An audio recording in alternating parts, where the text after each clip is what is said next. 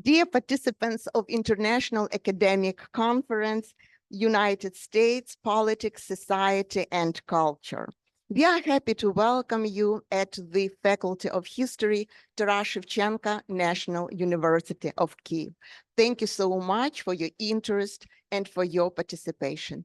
I am Professor Nataliya Gorodnia, the head of the organizing committee. We launched this conference more than 2 years ago as a platform for sharing the results of our research in American studies, for exchange of opinion and our knowledge in American studies. A lot has happened in our country since then. Our first conference was held in late January 2022 in COVID times and just less than a month before full-scale Russia's war, when only a few people knew what was to come, but all participants of conference emphasized the crucial importance of American support and assistance to Ukraine, to our addressing of Russia's aggression. The second conference was held in January last year, and it was a tough winter. And we even had to postpone our conference just 5 minutes before the beginning because of the air alerts and heavy missiles shellings that day. At that time, everybody in Ukraine understood how much the support and assistance of the United States and European nations contributed to our survival and to our ability to continue our resistance and our existential struggle. The US assistance to Ukraine was the major topic of the discussion at that conference. This year, our conference is dedicated to the 190th anniversary of Tarasa Shevchenko National University of Kyiv, and we are happy to have great partners this year and co-organizers of our conference, Fulbright program in Ukraine and Institute of International Education, Kyiv office. For the third year in a row, Ukraine and the United States and our European partners jointly address Russia's aggression. Here in Ukraine, we all understand that international support to Ukraine is not a charity. Internationally, the key word in Russia-Ukrainian war should be Russia, a revival of traditional expansionism of Moscovia, of Russian Empire, and then the Soviet Union.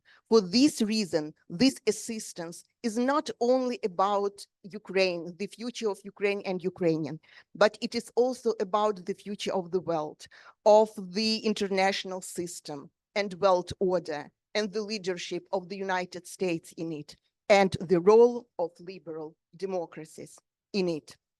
This year, our conference has united about 90 participants from 13 Ukrainian cities and also from Netherlands, Poland, Slovakia, and the United States, from different universities and academic institutions.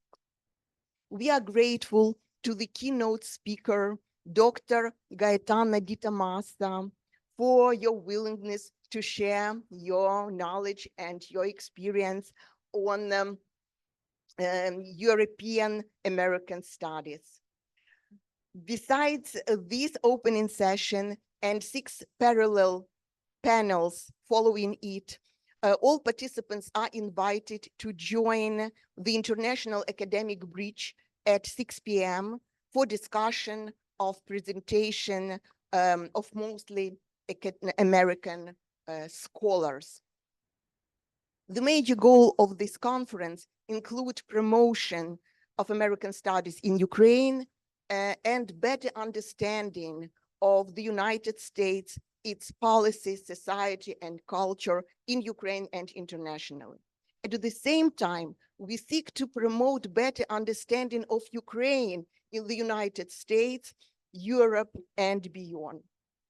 And we hope that this conference will be one more step in the development of our mutual understanding, cooperation, and partnership. And now, dear participants, it's my great pleasure to give the floor to the Professor Ksenia Smirnova, the Vice-Rector for International Cooperation of Tarasa Shevchenko National University of Kyiv. Maybe I will sit here so we can stay there. Thank you very much for your opening and for your introduction. Let me cordially open this session on behalf of the Rectorate and on behalf of the Rector of Tarasa Shevchenko National University of Kyiv. And thank you that you mentioned that especially this bridge and this academic bridge that already have been established some years ago, and through these 2 years of dramatically changing that we can see in our academic community, we, in these days that are really very symbolic to us within the celebration of the celebration, but living in that anniversary of 2 years of full-scale invasion. And at the same time, nevertheless, we are surviving and we are making more resilient our academic bridges. For us, it's really very important to share American studies in Ukraine and in our universities, and the esteemed guests all over the world and all over Ukraine can really show that we are feeling committed within the sharing the experience and studying academic American studies all over Ukraine. At the same time, in America, in the United States, there is also the tendency of spreading of Ukrainian studies as well. And we know this well-established centers in the United States that are learning and studying Ukrainian history. I'm very grateful for organizing this conference, and I really want to share the inspiration to the speakers, to the participants, to the guests and listeners to this conference. And the most important thing that I wanted to say that these American studies and this conference is a very bright example of the results of scientific research. And for us, it's also very important that the representatives of the U.S. embassy who are presented here, and we are very cordially welcomed to host representatives in our university, and under the support of the Fulbright program, because we are all aware and we are all very close connected with Fulbright program, especially in the Faculty of History. My cordially gratitude words come to the Department of Modern History and the Faculty of History for your inspiration and for your initiating this sharing of the results of the scientific research in on your faculty all over Ukraine, all over Europe, and all over the United States. I'm sure that this International Academic Conference, United States, Politics, Society, and Culture, that is really that illustrate the interdisciplinary approach on research, will give the practical contribution in the co-authorship of scientific articles, of scientific works, and of course, making more stronger these bridges between our academic communities all over the world. I'm grateful that all our partners all over the world that are sharing American studies, not only in America, but in Europe and in Ukraine, now collecting here in our hybrid manner. And I do hope that in the nearest future, we will have the possibility to meet each other within this conference personally in the Red Building. And of course, you mentioned that some years ago and last year, all that events were under the attack, and we heard the alarms and so on. And at the same time, we are now currently living at the same conditions. I really wanted to say gratitude words to our army, because thankful to them, we really can have this possibility to work, to analyze, to provide our research, and to make stronger our bridges. And in the finishing of my introduction word, I could say that we're really very close with the US. And at the same time, we have a lot in common. And we have this support from the US in that our turbulent and tragic time for Ukraine being in the war. At the same time, we as researchers, we as academia could say that we are also fighting. We are also fighting, and we are fighting together. And what weapon we can use? Our weapon is knowledge. And I really want to share this inspiration to the participants, to share the knowledge, to share the academia researches, because this is also one of the weapons that we can use on our educational front and together with our university. Thank you very much. And I really hope, and I'm sure that the contribution of that conference will be in such a results as a more deep analysis of American studies in Ukraine, in Europe, and will be illustrated in articles, in journals, and common monographs, and so on. Thank you very much. Professor, Vice-Rector, for your inspirational words. Right now, I'm honored to welcome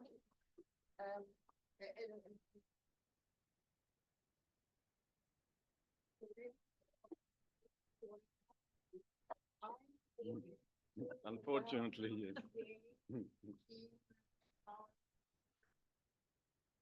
Maximova, who is a cultural affairs officer from the U.S. Embassy in Ukraine, and we are honored to welcome a deputy director of the Fulbright program in Ukraine, Inna Barish, over here. You can see her, unfortunately. And it's my great honor to give a floor to Vera Maximova for brief remarks. So yeah, this is going to be very brief. I'm very happy, and it's an honor to represent the U.S. Embassy here in Kyiv. And plus, it's my pleasure because I graduated from this particular university many, many years ago. So it's my alma mater, and I'm happy to be here again. I represent the Public Diplomacy Office of the U.S. Embassy. We deal with a wide range of educational programs, including exchanges. So the Fulbright office, you have heard that they're involved, they're the co-organizers of the conference. And this is the program, the flagship, I would say, of the embassy. We are very proud. We have thousands of alumni, former participants. They are students, they are researchers, they are professors, lecturers, all over Ukraine. We do not administer directly, I mean, the embassy, but through the Fulbright office here and the Institute of International Education, Washington, D.C.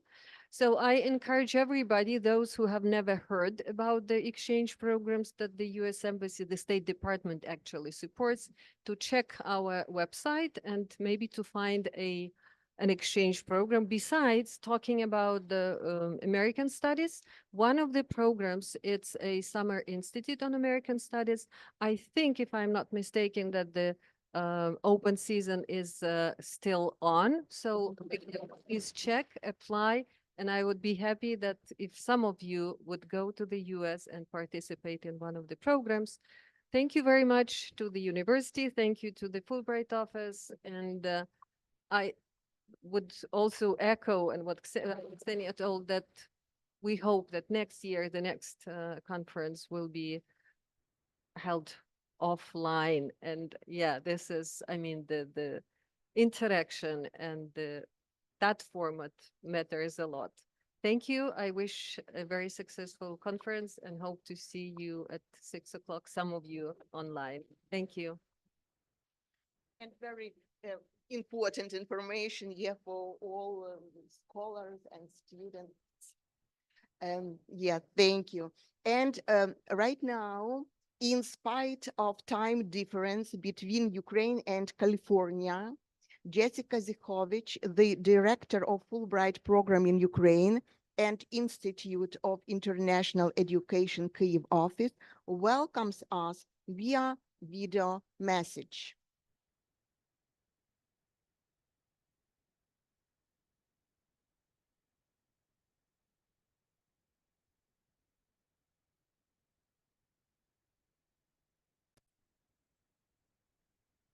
Great.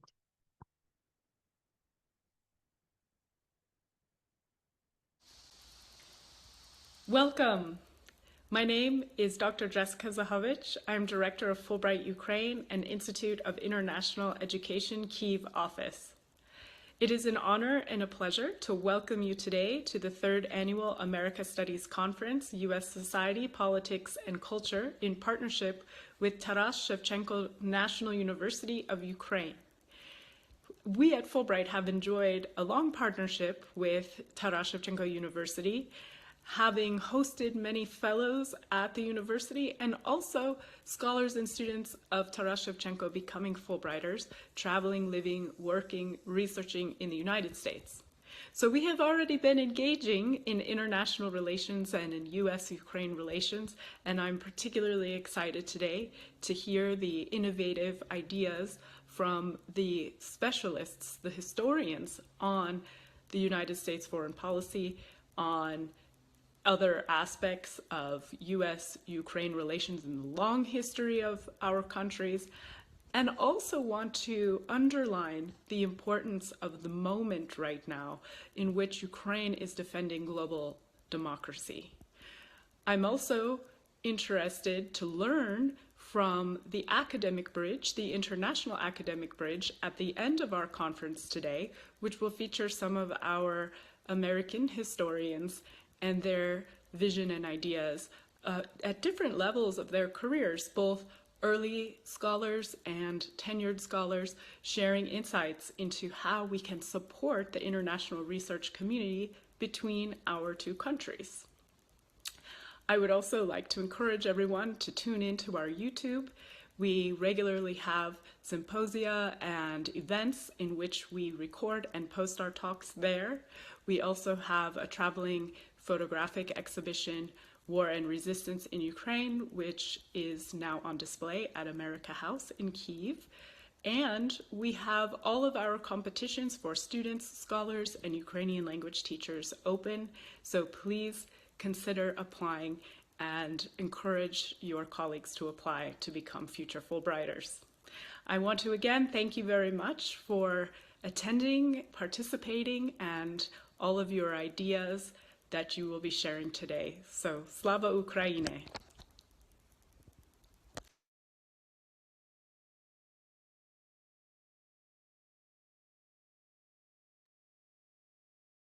Thank you. Thanks to Jessica from Kyiv, from all the participants.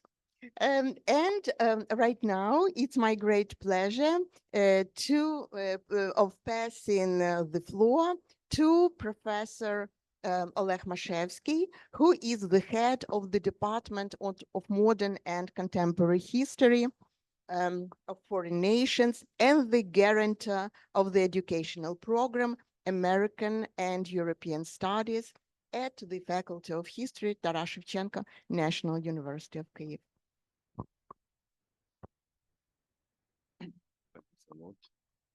Dear ladies and gentlemen, Vice-Rector, dear representative of the Embassy, dear colleagues, I am very glad to welcome you to our conference. My short report is dedicated to the formation and development of American studies as an educational and scientific direction at the Faculty of History of our university. The educational program American and European Studies was established in Ukraine in 15 at Taras Shevchenko National University at Faculty of History at Department of Modern and Contemporary History of Foreign Countries. It immediately became an educational and scientific bridge between Ukraine and United States of America. This educational project remains the most popular among applicants and students now. What is the reason for such success? Firstly, this success is connected with the tradition of American studies at Department of Modern and Contemporary History of Faculty of History, our university. Secondly, the academic staff of our department possesses significant international experience. For instance, we have four lecturers in our department who are Fulbright program scholars. Thirdly, our educational program integrates teaching and learning with the academic activities. Since 2016, international academic conferences on the history of the United States have been held. In 2016, the academic journal American History and Politics was released. We are currently preparing the 17th issue of this journal, so we invite sponsors and patrons to support this edition, which is vital for Ukrainian-American relations. Based on our department and educational program, the Ukrainian Association of American Studies was established in our university. Its leader, Associated Professor Makar Taran, currently defends Ukraine as part of the armed forces of Ukraine. Overall, 3 lecturers from our department joined the Ukrainian army. We are profoundly grateful to the United States for significant assistance provided to Ukraine in countering Russian aggression. We sincerely hope that this support will continue. I wish you productive and pleasant work at our conference. Thank you for attention. Glory to Ukraine. Slava Ukraini.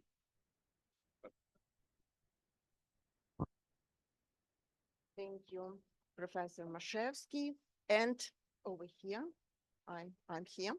And finally, it's my pleasure to invite Dr. Maria Kravchenko for her remarks and the presentation of the keynote speaker, Dr. Gaetano Di Tommaso.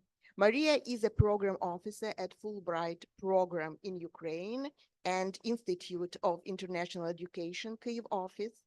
And she is alumnus of the Faculty of History of our university and the member of the organizing committee of our conference. Last year, she was honored to be a research fellow at the Roosevelt Institute for American Studies in Middelburg, the Netherlands.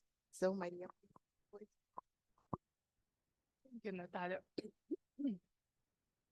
On behalf of the whole Fulbright Ukraine's team, I'd like to thank all our co-organizers of this conference, Tarasa Shevchenko University of Kyiv, Department of Modern History of Foreign Countries, and support of US Embassy in Ukraine. Taking this opportunity, I'm encouraging all Ukrainian participants to visit Fulbright Ukraine website and to find opportunities for you, because we have 4 main programs for Ukrainians to start the academic exchanges in US. So it's program Fulbright Visiting Scholar, it's program Fulbright Graduate Student, it's program Fulbright Language Teaching Assistant, and for PhD students, it's program Fulbright Research and Development. I'm sure you will find something interesting for you. And we are here, we are working in Kyiv and ready to help you in your application process and organizing special essay writing seminars next week. So you see our emails in the program. Please don't hesitate to ask us for further help and support. From the other side, I'm here as an alumna of the university and of the Department of Modern History of Foreign Countries, and I'm honored to help with organizers of this conference. And what I'm impressed mostly in this process is about applications and topics of our participants.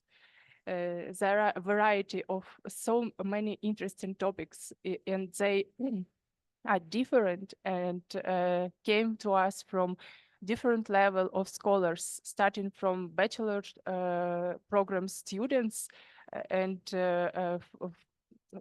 finally also from established scholars, professors and associated professors. And to be honest, when we were working on the program, I shared it with some international colleagues and asked about their opinion on our work. And I should resume that I've received so many positive feedback that I'm impressed by this result, and I'm wishing all of you to have today fruitful discussions and continue your work. And I'm very looking forward for the development of this field, of the field of American Studies in Ukraine. And I will do all of my best to help to flourish it. And it's my honor today to present our keynote speaker, my dear colleague, Dr. Gaetano Di Tommaso, who is postdoctoral researcher at the Roosevelt Institute for American Studies in Middelburg, the Netherlands. With previous roles as a teacher at Science for Paris and Kluge Fellow in Washington, D.C., his work focuses on the impact of natural resource extraction in the U.S. and special fossil fuels, examining its effects on life and politics across various scales, from local communities to global ecosystem. Gaetano, we all are very grateful for your support and accepting our invitation to give us your presentation today. Thank you. Thank you, Maria. Thank you. Good morning, everyone. Can you hear me? Can you hear me well? Okay, well, first of all, thank you for the invitation. It's such a unique opportunity to be speaking to this community and to have this conversation with you all. And I think the first thing that I want to say is to express my admiration for what you're doing there and for what you've been doing for the past couple of years. This is not just my thought. I think all my colleagues share the same sentiment. We are really humbled by the determination and dedication in your own work and in fighting Russian aggression, what you have displayed so far. So again, just want to thank you also for hosting me today and giving me the chance to talk to you a bit about what we are doing in the Netherlands specifically, and as we said, possibly start this conversation about American studies in Europe as a way to strengthen the collaboration also with Ukrainian scholars. So I do have a few slides, but I can see that I'm not able to share my screen at this moment because it says that I don't have the privileges for screen sharing, if that's something that we can. I cannot hear you, Maria.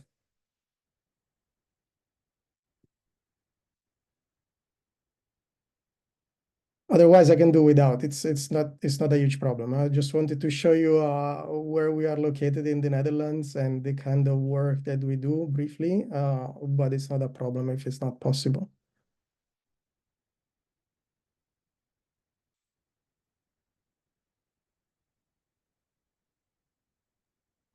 Gaetano, Also, it works now.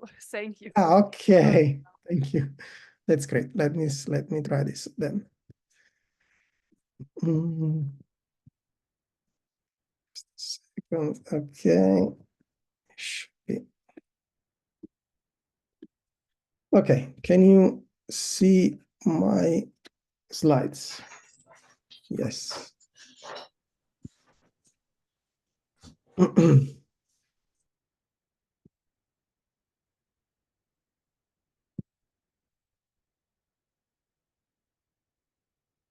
Maria, can you see the, can you all see my screen? Can you see the slides?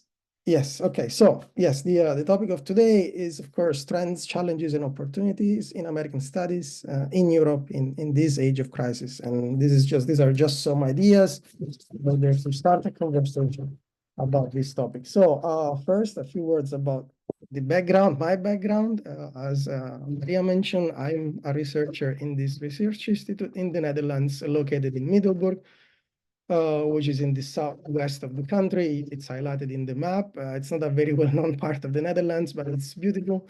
And Middelburg, it's right in the middle. If you're wondering why there is a research institute named after Roosevelt in that corner of the country, is because the Roosevelt family originally moved out of the Netherlands in the 17th century. From that very area, once they when they moved to the US, eventually landing in what is today New York. So this is the origin of the story. The center is a graduate school. It's a research institute that also engages with the local community there in the Netherlands, and it's first and foremost an archive. It was opened about 40 years ago during a very tense period in transatlantic relations.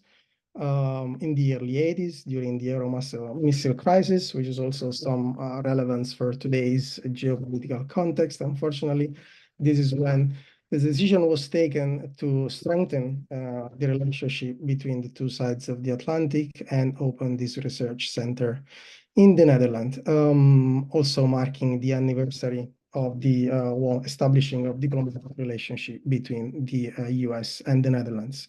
So as I was saying, the Institute, it's an archive that holds dozens, thousands actually, of records covering a range of very broad range of subjects, including presidential history, US foreign relations, of course, foreign policy, Dutch-American relations, civil rights and minority, and protest cultures, women's rights, Native American collection. So it's a very important, let's say, vault, treasure for those in Europe who are studying the US history and culture. And again, in some cases, don't have the chance to travel all the way to the US. Well, if you come to the Netherlands to visit us, you'll find all those resources in one place. And we do have, among our activities and programs, also research grant, travel grants for those who would like to do research in the US. So I do invite also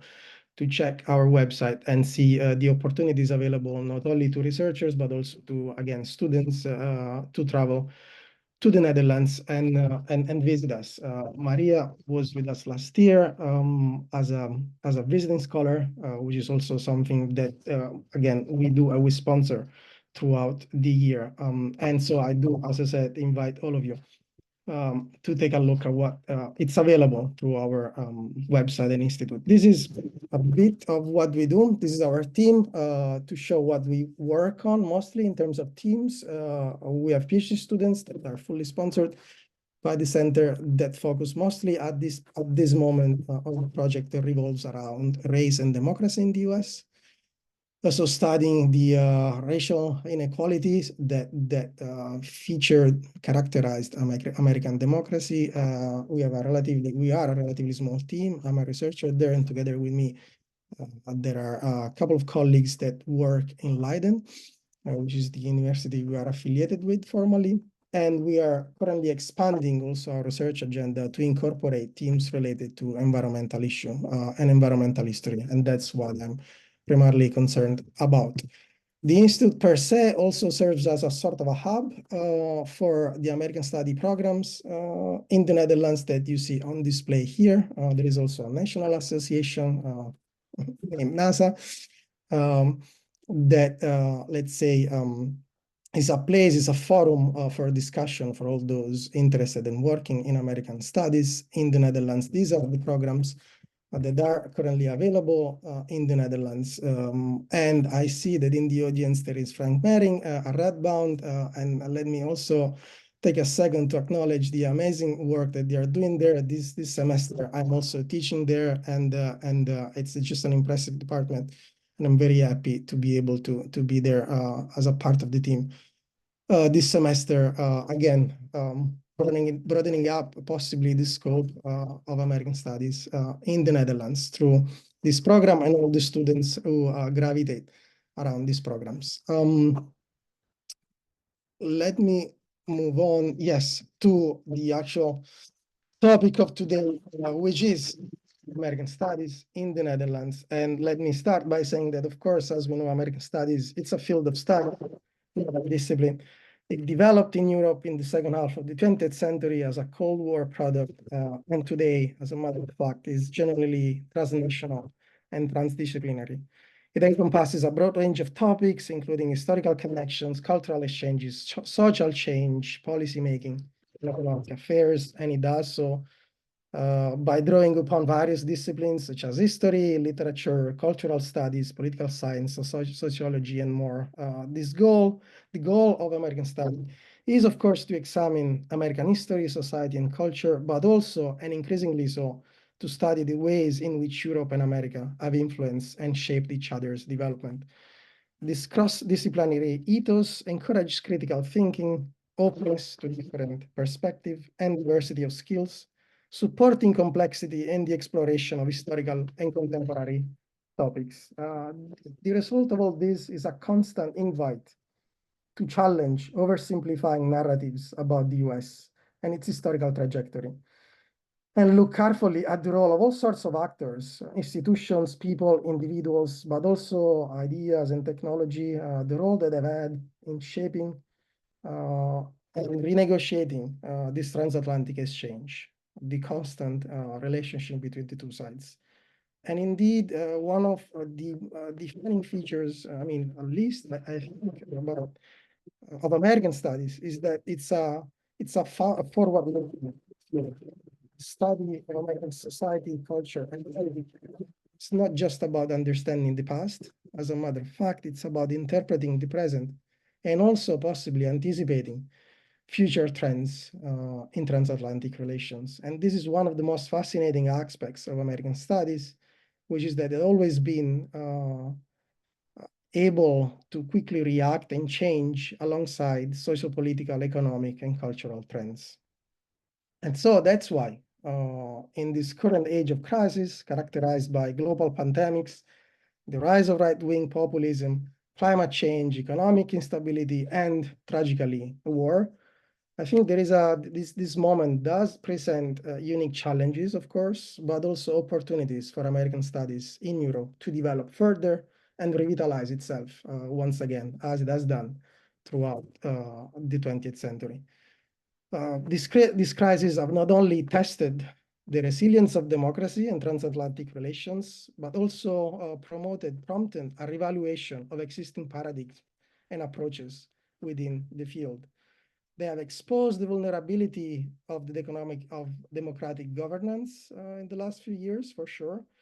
But in doing so, they've also highlighted the importance of international cooperation and the need for joint efforts in, for example, peace, social justice, political participation, and sustainable development. This transformation have also pushed and continue to push us to question and revisit fixed preconceived notions of Americanness, and to consider how identities, nationhood, and citizenship, for example, form and change in relationship to different socio-historical eras and events. This is why American Studies is incredibly valuable in analyzing how these crises are reshaping cultural identities, political alliances, and economic strategies also on both sides of the Atlantic. The field offers a critical lens through which to examine the evolution of global crises and their impact on both the US and transatlantic relations, making it even more relevant than ever. So if we talk about general trends that can be identified recently, I think the three that I use slide are some of those that we can use to summarize what has been happening recently in the field. As mentioned, the field in Europe has increasingly embraced embraced interdisciplinary approaches, integrating insights and methodologies from various disciplines. This trajectory reflects a growing recognition that the complex nature of US history, society, culture, and transatlantic relations cannot be fully understood through a single disciplinary approach. So just to mention two, again, new development, relatively new development. For example, scholars have been increasingly incorporating perspective from digital humanities to analyze text through data visualization and computational methods, offering new insights into cultural trends and historical patterns. At the same time, which is something very close to what I do, environmental studies have become crucial in examining the transatlantic dialogue on climate change and sustainability, highlighting shared challenges and also collaborative solutions. This tendency towards interdisciplinarity can not only broaden the scope of American studies in Europe, but also in a way, I mean, the study of the US itself, detaching the study of the US from its geographical core. So not only can do that, but also it's able to enhance the relevance of the field by addressing contemporary issue from multiple perspectives. So this is, again, a general, very, very important trend that characterize American studies. And if we focus on specific focus, if we look at specific focus area, we see that in recent years, there has been a change, a shift in that respect, with an increasing emphasis on pressing issues such as identity politics, for example, and migration, as well as a renewed interest in transatlantic relation in the context of global crisis. So identity politics, for example, encompassing issues of race, ethnicity, gender, and sexuality, has become a very vital area of study, reflecting broader social shifts and the struggle for rights and recognition, not only in the US, but also outside the country. At the same time, migration crisis, for instance, has prompted scholars to explore the implication of immigration policies, integration challenges, and cultural dynamics on both sides of the Atlantic. These shifts have brought to the forefront the relevance of discourses and practices of marginalization also in the trajectory of American democracy. An experiment of the American democracy at which we try to study also in its, let's say, dark sides, which includes, of course, well, inequality, the treatment, for example, of native populations, settler colonialism, and militarism. Speaking of another very recent trend is the one toward digitalization, which has significantly impacted American studies, enhancing the accessibility of research and facilitating new form of scholarly communication, which is exactly what we are doing today. Digital archives, online databases, virtual exhibition have made an abundance of primary sources and research materials readily available to scholars and the public alike. This kind of accessibility promotes a more democratic approach to research, enabling a broader audience to engage with the material. So digital platforms also foster international collaboration, allowing scholars from around the world to work together more easily, share resources, and disseminate their findings. Online tools and academic networks play, in this case, a crucial role, enabling real-time discussion and exchanges that can spark new ideas and partnerships. This is also a trend that can and will broaden the reach of American studies in Europe, and possibly bridging also the differences between national contexts that are still very visible. Speaking about challenges then, this is a broad overview. What about the main challenges? Well, the first one, it's one that always been relevant, which is the accessibility of funding for research. So one of the principal challenges facing European American studies, well, but humanities in general, it is still the issue of funding and institutional support. In many academic environments, there is a growing trend towards prioritizing STEM fields, so science, technology, engineering, and mathematics, often at the expenses of the humanities and social science. This shift can lead to a reduced funding, of course, for research projects, scholarship, and academic positions within American studies, also in Europe, which is, of course, a problem for all the young people trying to, of course, find a career path. And that can replicate historical imbalances also, once again, among different countries. So, of course, again, various different level of opportunities are present in also, of course, different countries in Europe, which forces people to move, for example, to find possibly job opportunities somewhere else. Additionally, the very interdisciplinary nature of the field, which is one of its strengths, can also sometimes complicate funding efforts, as traditional funding sources might be discipline specific.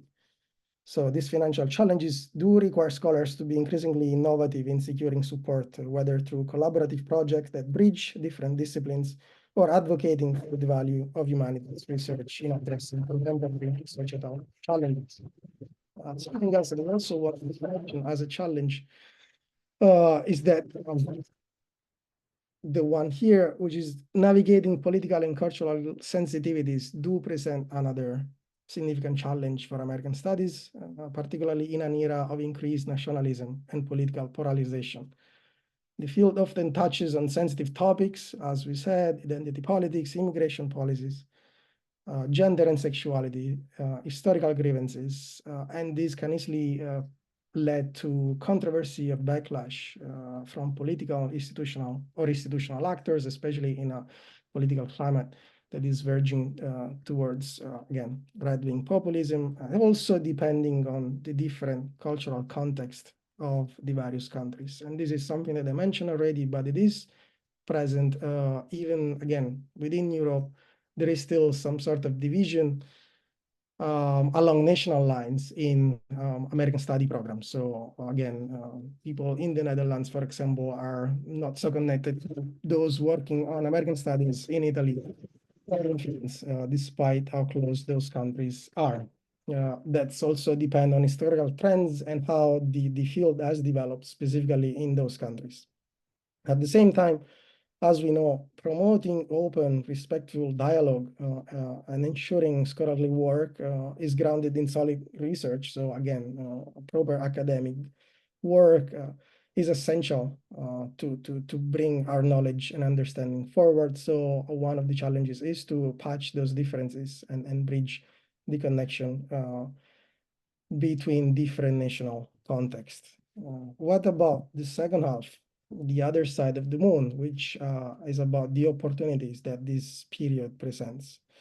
Crises often serve as a catalyst for reflection, learning, and deeper cross-cultural exchanging. So despite the difficulties, the current global challenges do provide a unique opportunity to re-examine the US historical trajectory while strengthening also transatlantic understandings. The transformative events and dynamics of the last few years, public health crisis, war and violence, environmental transformation, and the rise of right-wing populism offer ample material for academic inquiry, allowing scholars to explore how crises influence cultural identity and social values, among others. It's by highlighting common goals and challenges then that American studies in Europe can play a pivotal role in promoting cooperation and understanding. And in this case, specifically the interconnected nature of today's global challenges that necessitates this kind of response and collaboration across borders and disciplines. And American studies in Europe is uniquely positioned to facilitate discussion and research on joint effort to tackle issues that concerns us all, as for example, illiberal threats to democracy, but also urgent issues like population displacement and migration. It's by fostering partnership between academic institutions, government, and non-governmental organizations, possibly, that the field can contribute to developing a better understanding within society and promoting effective solution. And in this case, the point here that I really want to stress, and is that the specificity of the field and how interdisciplinary it is can really ensure that these discussions are diverse, multidimensional, and can contribute to make compelling studies and offer compelling response to those global crises. And if we go back to the recent trends, which were linked to the transformation of also of teaching and research, thanks to online tools available these days. The shift towards digital platforms is something that has spurred innovation, has produced innovation in teaching and research, as a matter of fact, within American studies. Things like virtual classrooms, online conferences, and digital archives offer new ways to engage students and the public. These tools enable interactive learning experience, such as virtual exchange programs that connects students across the Atlantic. And I have to mention here something that we did specifically in the Netherlands as a sort of a case study. Last year, together with a colleague, we launched a virtual exchange program between a university, Leiden University in the Netherlands, and William and Mary College in Virginia. The program focused on environmental impacts in Delta regions across the Atlantic. So we focused on Zealand and Chesapeake Bay in Virginia. So the virtual exchange used the GSI, Geographic Information System technology, and role-play games to allow students to deepen their knowledge and understanding, for example, in this case, of what is an environmental democracy and how we can promote it together with sustainability.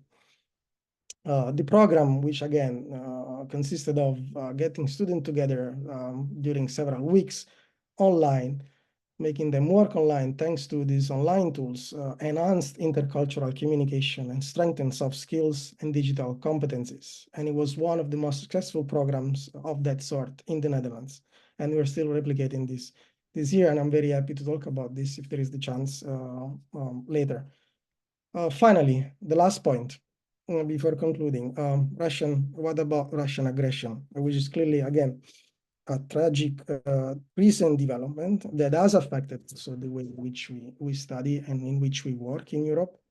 And in this context too, the role of scholarships and education, of course, becomes critical. Academic research and educational initiatives have the unique capability to dissect the complexity of this conflict, offering insights into its root causes, current realities, and potential resolutions. The strengthening of transatlantic relations in the wake of Russia's invasion and the revival of NATO is something that has revamped interest in American studies, not only in the academia, also beyond it.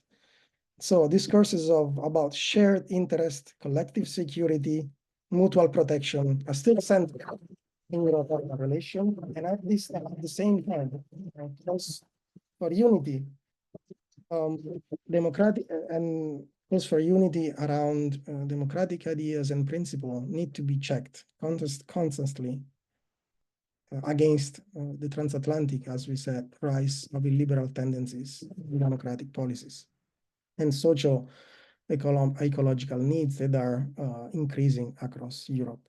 And American studies, once again, can indeed contribute to a deeper understanding of those issues, examining historical antecedents, political dynamics, cultural impacts, and the human stories too, that are at the core of the current European conflicts. So American studies, students and scholars should investigate this phenomena, not only with the aim of explaining them, but also, I think, to cultivate the antibodies that properly working democratic systems need in order to resist the advancement of new and old form of authoritarianism.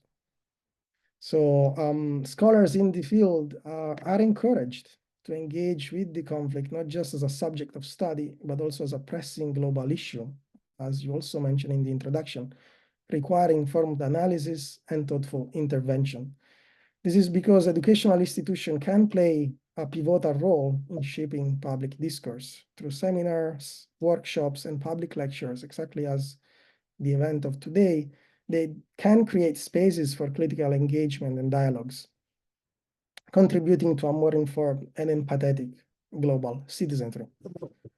Equally important, I think, is to open doors of universities across Europe and the US to Ukrainian students and scholars displaced by the war, and offer scholarship, research positions, and online courses to ensure the continuity of their education and work. These are initiatives that reflect a commitment to academic solidarity and the recognition of the importance of supporting Ukraine's intellectual resources during this crisis. So, to conclude, American Studies stands at the intersection of history, culture, politics, and society, offering a unique lens through which to examine the complex dynamics shaping the US, transatlantic relations, and as a matter of fact, the globe. So as we navigate this, an age of crisis characterized by global challenges and uncertainties, this field plays a vital role in fostering interdisciplinary dialogue, promoting cross-cultural understanding, and addressing pressing issues as those related to geopolitical conflicts and sustainability. So it's by embracing innovation and research, fostering international collaboration, and advocating for the values of humanities, American Studies can contribute to be an example of intellectual engagement and catalyst for change. As scholars and education students, we have to commit to this kind of research and active, as I said, engagement in the public discourse to work together toward a more peaceful, equitable, and sustainable future. In the past few decades, the European Association for American Studies and the American Studies Network have promoted cooperation and collaboration between numerous American Studies centers. In this regard, I think a more formal institutional level of cooperation can and should be achieved, for example, by increasing collaboration in both teaching and research between colleagues and students at various institutions, by organizing joint webinars, guest lectures, conference sessions from which all of our students and scholars can gain. So despite the current challenges, the future of American Studies remain promising as it can offer significant contributions to understanding the addressing complexities of our interconnected world. And it's in fact by leveraging the opportunities presented by the current crisis that the field can help chart a course toward a more resilient, open, peaceful, and cooperative global community. Thank you. Thank you so much, Haitanu. Yes, we would like to ask our participants, our audience, to put their questions in the chat box or raise their hands to ask a question to our keynote speaker. And just while you are thinking about your questions, I will start with a few very practical questions to Haitanu. The first one is about opportunities of the Roosevelt Institute for American Studies in Middleborough. I would like to ask you to share with us in what programs Ukrainians can participate, what conference you are conducting this year, what projects, PhD seminars, probably some publications projects. And another question is also very practical because what I saw in the Netherlands that European American Studies is very linked between countries in Europe and also linked to American US studies. European researchers are traveling to different conferences in the US and they are part of this global development of this field. And we unfortunately can't say the same words about Ukrainian American studies. And when you were talking about this age of crisis and talking about also opportunities that gives this age of crisis, so I was thinking about opportunity for American studies in Ukraine development. I truly believe that these times are turbulent and hard for all of us, but this time when we can change something, and probably you will give us few advice how to make our community more involved in European and also global and US these areas of American studies development. Thank you. Thank you, Maria. So yes, let's start from the first one, which was the, again, yes, very practical. So we have every year PhD seminars, which are events when we invite PhD students from all over Europe and the US to discuss their research, their current research. So we do sponsor their stay in the Netherlands, like in Middelburg with us for a few days to discuss their projects. The only thing that we don't cover are the travel expenses.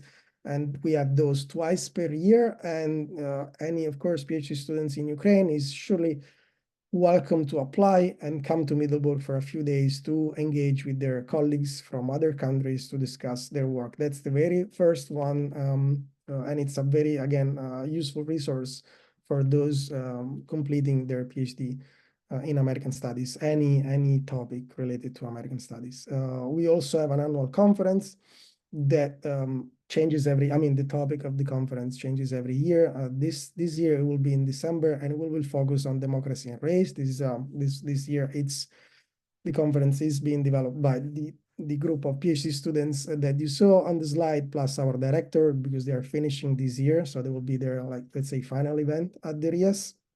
And that's also, of course, available and open to all those who are interested in the subject. And then we have travel grants that are on a rolling basis. So you simply have to apply and ask, and explain why it matters for you to come to the RIAS based on the resources that are available there to come. And we can sponsor your stay up to about a week. And then we have visiting professorships as the one you had last year, Maria, to come to Middelburg to stay with us for around a month.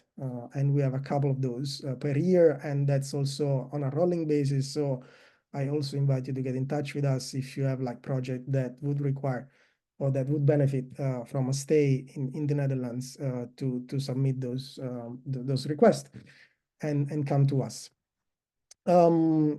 More broadly speaking, then you also asked about the opportunities for Ukrainians to be more connected to American studies in Europe. And I want to go back to something that you actually said yesterday when we had the other meeting, which I found extremely powerful. We had another meeting on something unrelated yesterday, and Maria said something like, now we are doing even more than what we were doing before in terms of like activities and events. And it was so powerful and inspiring. I think that's the answer. That's the opportunity that is in this crisis. This is a moment where we can show that we can do those things, and we can do those things better than before. And this is what it's happening today, for example, which is incredibly enriching as a conversation. And that's, I think, should be the approach. So there are national associations that should clearly try to bridge those divides and those gaps with other national associations, and possibly get students like young scholars and researchers to get talking, because that's where the cutting edge research is being done. And I think it would be extremely beneficial to have this kind of exchanges. The problem is usually funding, which is like the possibility to travel. But that's also something that could be at least partially diminished as a problem through the use of digital technologies and online tools. So I think there should be, yes, all of us, in our program should, let's say, be more open to this kind of collaboration that are incredibly enriching in the long term. And as I myself and at the RIAS, but also I know other colleagues in the Netherlands, they are invested in this, and they are actively trying to sponsor program that can be more open to the collaboration also from colleagues in Ukraine and in Eastern Europe in general. Thank you, Gaetano, for your insightful answers, and I found many answers on my questions. And here we already have a few questions in chat box, one raised hands, and also one question from Nataliya, Professor Nataliya Gorodnia, and probably that would be enough for today's opening session. So yeah, the first question was from Ivan Fichko. Thank you for your presentation. I have a question regarding challenges. There is growing concern about the potential resurgence of neo-isolationism as a foreign policy doctrine in the United States, particularly based on signals from the Republican Party.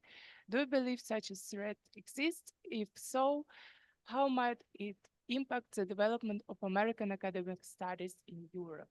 Yeah, also very practical question. So thank you. I wish I know let's say, the answer to reassure us all about this in a way. I mean, the threat, especially looking at the rhetoric, in a way exists, even though if you look at the longer history of US European relations, of transatlantic relations, this kind of moment of distance. It's not new. It's something that happened in the past too.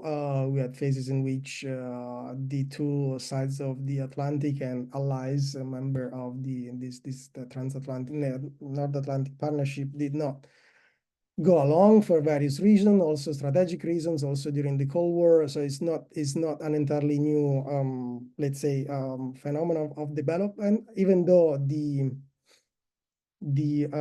let's say the seriousness of the threat in this case, the way in which it was expressed, especially by some members of the Republican Party, is something that let's say open up this kind of question in the near future, even though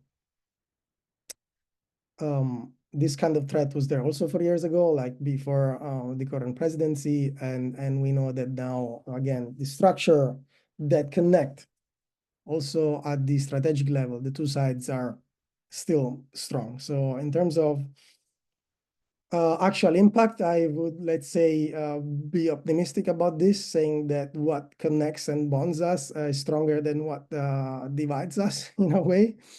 Even though, again, clearly the rhetoric is leaving a mark on both sides of the Atlantic in terms of also the level of trust that we had on each other and the way in which we understand each other, which is, it can be problematic in many ways. Thank you so Yes. much. Yes, this question is so complicated that it deserves the separate panel, at least, or the whole separate conference. Yeah, we have few more questions. Mhm. Please unmute Eduard Kuzmenko, who is not mistaken. Yes, He do you is hear me? PhD student. Yeah. Do you hear me? Introduce yourself, Eduard. Okay, I'm a PhD, not PhD, but master student also at the Department of Modern and Contemporary History. First of all, I want to thank all the organizers of this important event, and I think it's really actual today. And also thank to the speaker because he found and also disclosed us an important topic of historiography of American studies in Europe. And I have a question connected to the historiography and the findings of Di Tommaso. And what do you think are the reasons and factors that influence that influence these trends to create just these historiographical trends? Maybe why do you think these trends occur? What the important reasons and factors that influence the creation of these like trends, historiographical trends, and vice versa? What do you think about the impact of these historiographical trends on the shifts maybe in politics, on the society, and the politics at all? How in your opinion, the science and these researches impact the political maybe situation maybe in Europe or in USA? Thank you.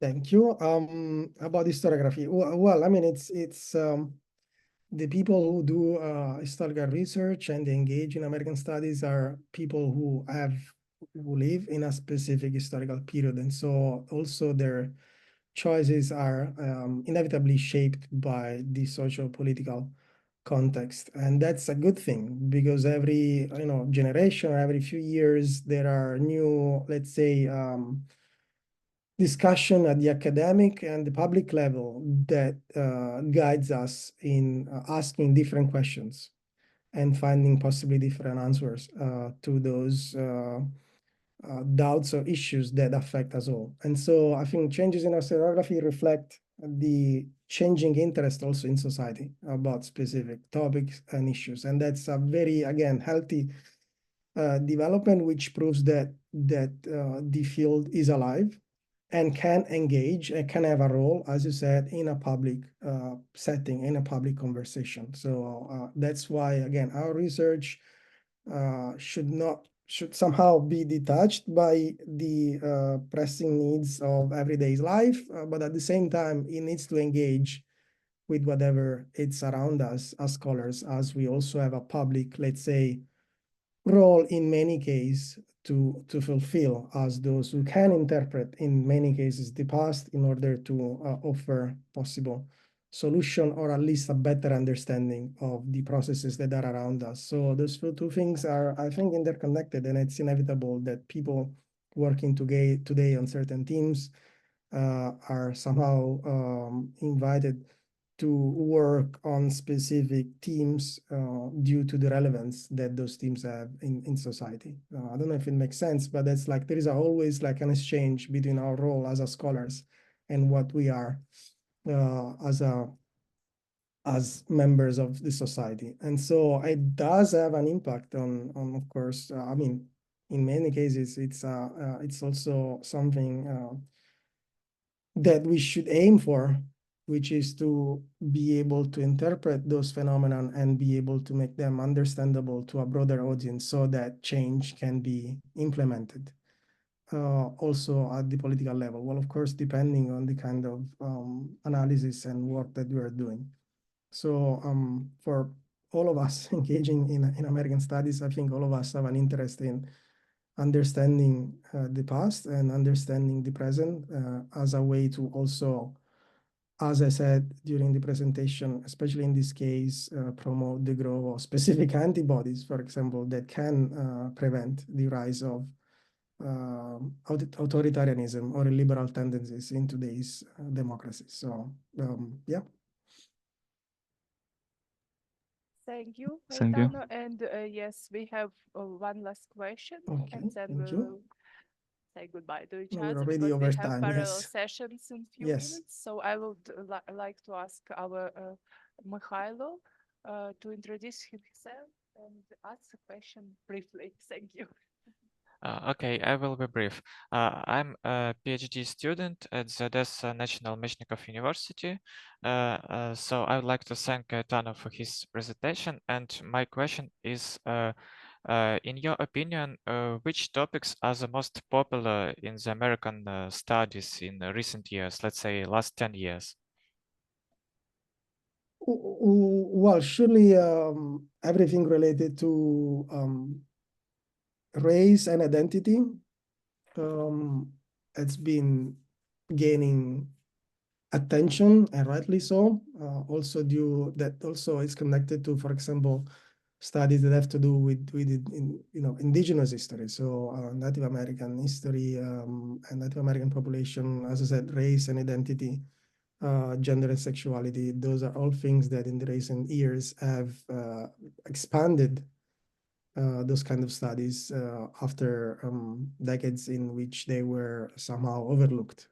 And that's transformation that have enriched the discussion within the field. This is together with what I work on mostly, which is the environment. So everything related to environmental change, environmental studies, environmental humanities is definitely gaining traction and space in these studies. Again, probably more recently, environmental studies is what has been growing more rapidly as a sector for those engaging with U.S. history, but also the impact of U.S. policies beyond the national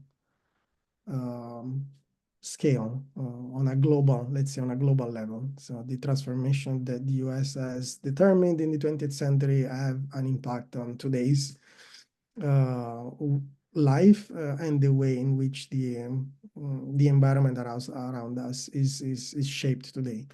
And it's very fascinating to see this connection between, again, industrialism industrialization, modernization, development, and the environmental, social, political effect that those transformations have also on the landscape around us. Thank you. Thank you, many thanks again for your presentation and to all participants of the discussion. And I'm giving the floor to Nataliya Gorodnia for closing remarks. Thank you so much, dear Doctor. Yeah, thank you so much, dear Dr. Di Tomasa, for your presentation. Thank you, dear participants, for your question. Unfortunately, our time is over. Actually, I have some more questions, but I think we will continue. I hope we will continue our cooperation, and hopefully we will see you in Kyiv one day. Yeah, you and your colleagues and all participants. Thank you so much. At the very end, I would like to say our gratitude, express our gratitude to the government of the United States, to the people of the United States, to the governments and peoples of our European partners for your support and assistance of Ukraine in our existential struggle, for our cooperation, and we hope for developing this cooperation and to welcoming you in Kyiv. Thank you so much. We continue our work in different panels. Thank you, dear participants. Thank you. Thank you, Maria. Thank you, everyone.